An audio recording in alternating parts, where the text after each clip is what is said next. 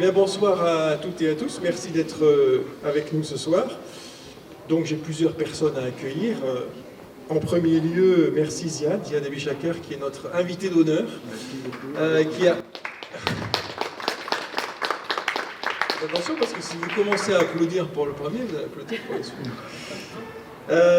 Pourquoi Ziad? Parce que Ziad est un ingénieur qui est spécialisé dans des thématiques qui sont complètement en lien avec ce qui nous réunit ce soir, et que personnellement je connais de réputation depuis quelques années. Quand j'étais à Tripoli, on avait déjà failli travailler ensemble au niveau du compostage, et donc Ziad est très impliqué dans tout ce qui est bien sûr développement durable et puis économie circulaire au Liban, qui a fondé une entreprise, Cedar Environmental, qui construit par exemple des installations municipales de recyclage à l'échelle communale, et puis qui a beaucoup œuvré après l'explosion du port dans ce qu'on pouvait faire de ce verre et qu'il fallait bien en faire quelque chose. Et donc Ziad a toute sa place, et on vous remercie vraiment beaucoup d'être parmi nous ce soir.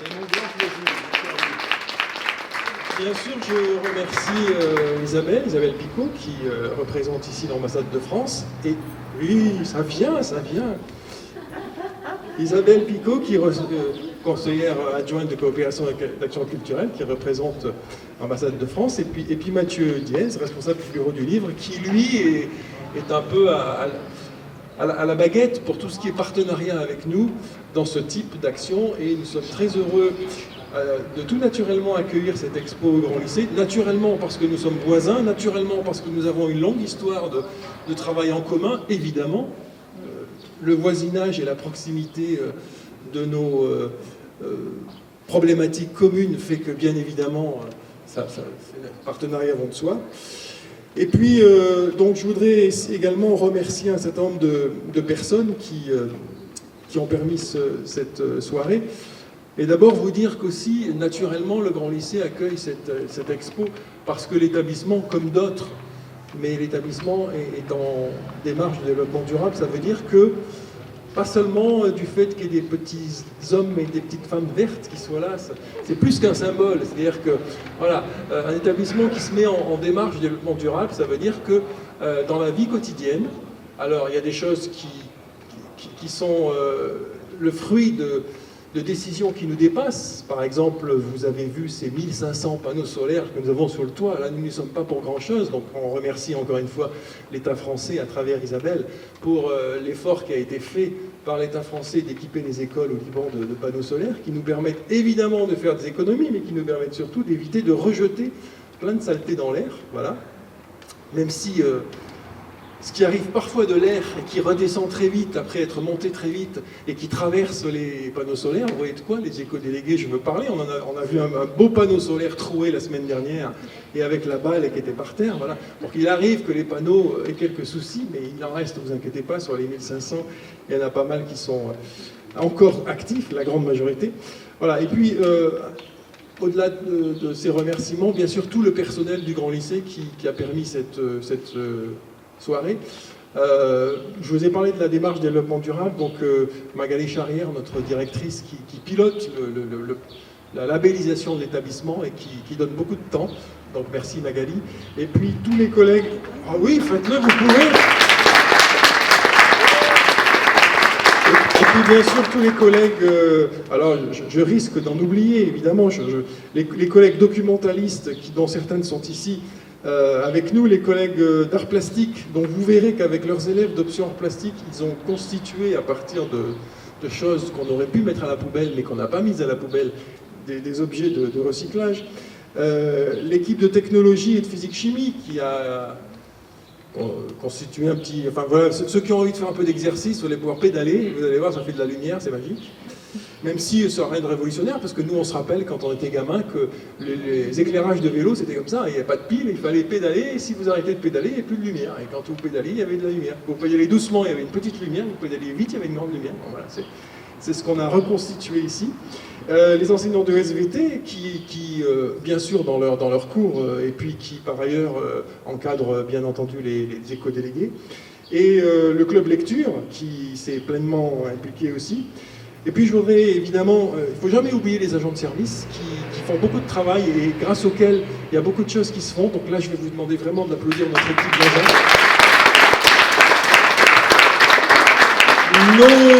Notre équipe de web radio qui systématiquement couvre avec beaucoup d'enthousiasme et beaucoup de brio maintenant, au fur et à mesure, voilà, on avance, on progresse. Certains ont déjà été interviewés, Mathieu, je crois que tu l'as été. Peut-être d'autres passeront, je suis passé tout à l'heure. Et je finis bien sûr en remerciant Léa, qui est notre chef d'orchestre. Voilà, alors, quand je dis je finis, bien entendu, j'ai parlé des petits hommes verts et des petites demoiselles vertes. Ce sont vraiment vous les vedettes de la soirée, parce que au-delà de tous ces adultes qui sont là et qui partagent ce moment avec nous, c'est vous qui êtes l'avenir de ce pays, l'avenir de tout ce qu'il faut changer pour qu'on ait un monde un peu plus durable. On vous remercie vraiment beaucoup, les éco-délégués du CM1 jusqu'à la terminale, donc, puisque chez nous on commence en CM1 les éco-délégués, et donc qui nous poussent, parfois qui nous, comment on va dire ça, qui nous bouleversent nos agendas en disant non mais ça va pas assez vite maintenant, qu'est-ce qu'on peut faire, ça fait un moment qu'on vous parle de l'eau, etc., et qui nous oblige à avancer. Donc merci de votre engagement, évidemment. Ça va, c'est des deux côtés.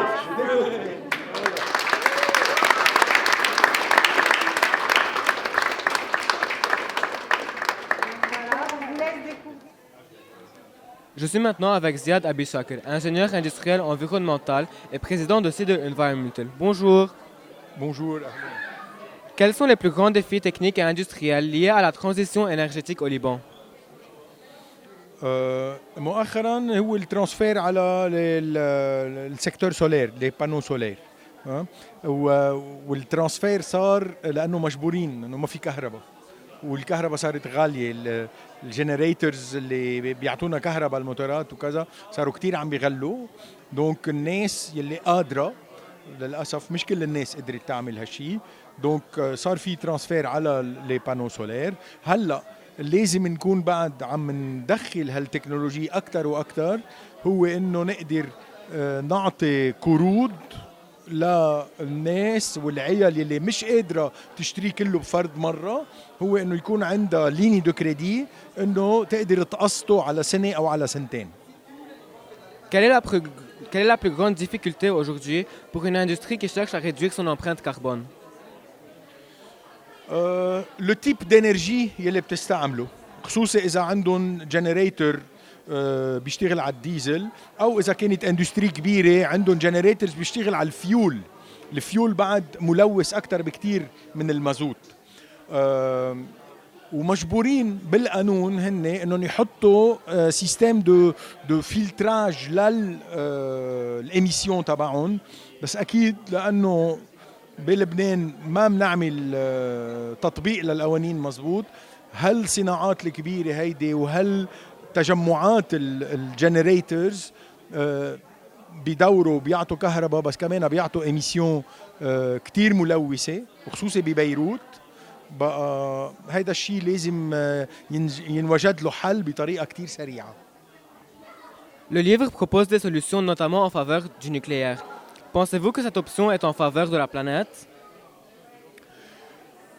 هيدا ديبا شويه عويص، بس تبين انه الانرجي نوكليير هي انظف انرجي، مع انه لازم ينعمل بعد شوي ريشيرش اكثر على الديشي نوكليير، هالمي يلي بتطلع من تبريد الرياكتور نوكليير يلي هي راديو اكتيف. شو بدنا نعمل فيها؟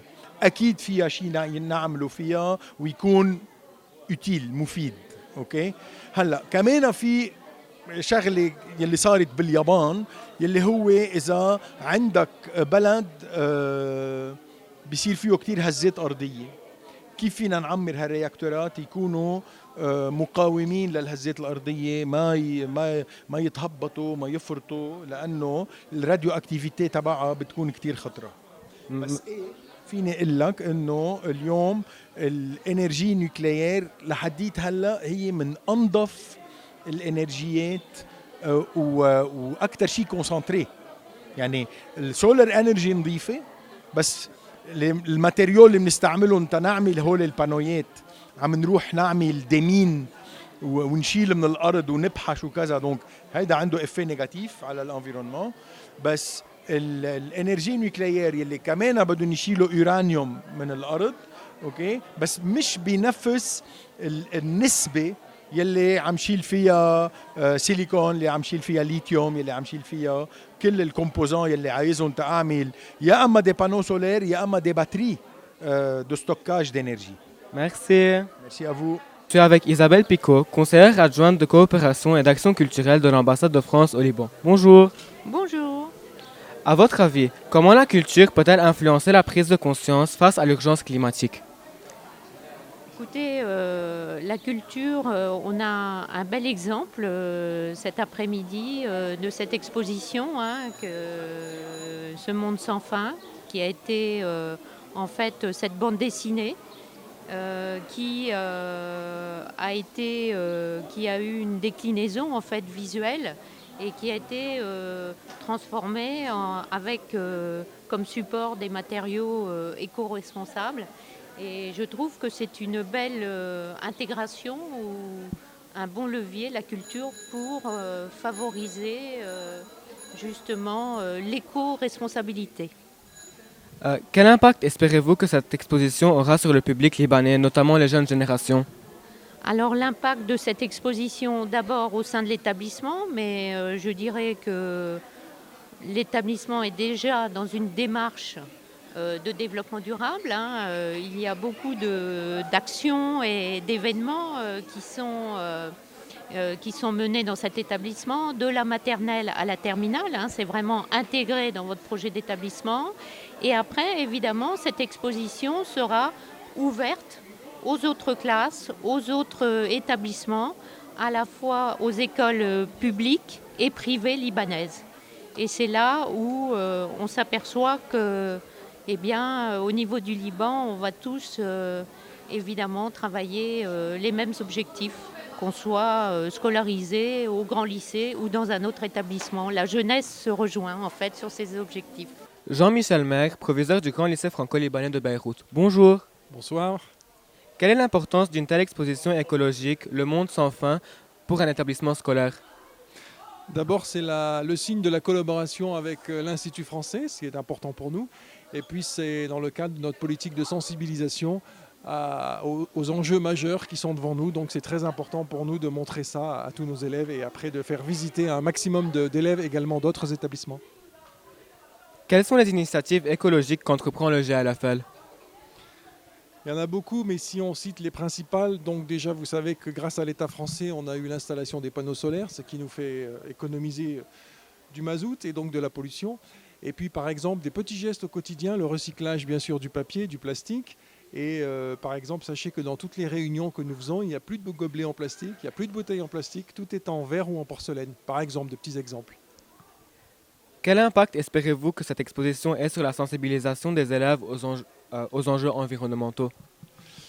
Bon, on verra à l'issue de la durée de l'expo, mais l'objectif c'est que ce soit un complément au programme scolaire qui eux déjà sensibilisent à tous les niveaux et dès le plus jeune âge les élèves à cet enjeu majeur. Et en fait l'objectif c'est que voilà, l'expo est là, elle est là pour un petit moment, donc chaque fois qu'on passe, on s'arrête devant un panneau et ça nous fait penser aux défis qui sont devant nous et auxquels des petits gestes du quotidien peuvent contribuer à nous amener à les relever. Mathieu Diaz, attaché pour le livre à l'Institut français de Beyrouth. Bonjour. Bonjour. Trouvez-vous que les arts visuels sont des outils efficaces pour toucher et encourager le public à réfléchir sur la transition énergétique?